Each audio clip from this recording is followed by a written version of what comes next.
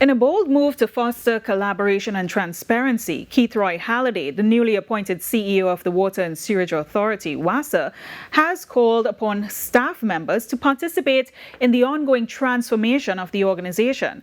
Now, Mr. Halliday is joining us on set this evening to chat on this critical phase of shaping the utility's future. And we understand, Mr. Halliday, I must say welcome and to TTT's set here this evening.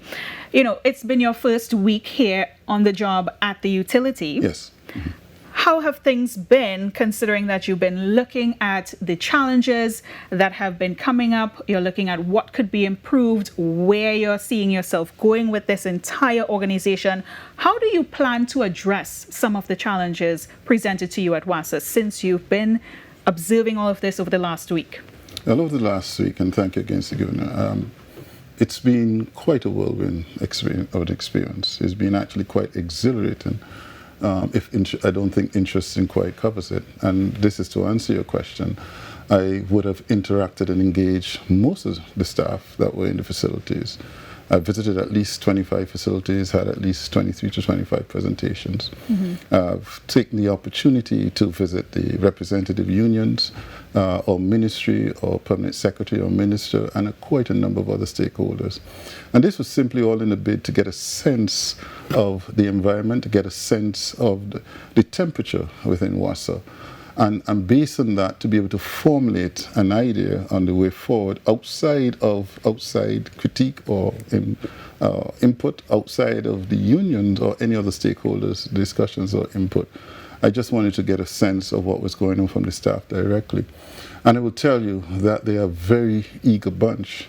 I will also tell you that they're very skilled and very well talented. And it is this talent and skill that I've seen in evidence over the last while. So for instance, when we launched the opening of our OCC, our Operations Center, and they have also done quite a number of interesting things, which points towards what we see as our strengths and what we see as our key deliverable, which is to provide water for all in line with our mandate. So our focus has been and will continue to be customer-centric, putting our customers ahead of us.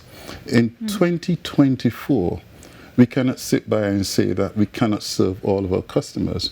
And this has been the challenge that has been placed before us. So outside of anything else that we're doing, outside of all of the projects that we may be pursuing, they are all aimed or geared towards fulfilling that mandate.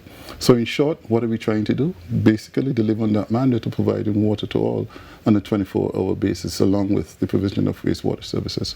All right. So, Mr. Halliday, we know that you have a background at the Barbados Water Authority, rather. Yes. You've been there for around 7 years or so. And you're speaking a lot now about, having that comprehensive tour over the last few days in Trinidad, that is, understanding the operations and also connecting with staff from day one. So in terms of what are the major growth plans for the utility going forward within the next few months, how do you plan to achieve that? If you are able to share with us any of those plans at this time, what are they? We have a transformation committee in place that has been in place for 2 years, which has now brought us to this particular juncture where we have now a newly elected executive leadership team. And under that team, we've already selected a number of directors and a number of assistant directors, all in a bid to doing a bit of more of a deep dive, I should say, into the organization in line with what would have been strategically directed to us or what would have been strategically outlined to us. Our job is to see whether or not that makes sense and to operationalize the best aspects of it, recognizing that refinement will be required on the ground. And that refinement takes into account our staff involvement, the other stakeholders have mentioned involvement. And once we can do that, we'll be able to chart the way forward. That is not to say we do not have an idea of what we need to do in the next 3 months, the next 6 months, the next year. You must have a sense of focus and a sense of direction. So, as I said, we're trying to make sure we are far more customer-centric.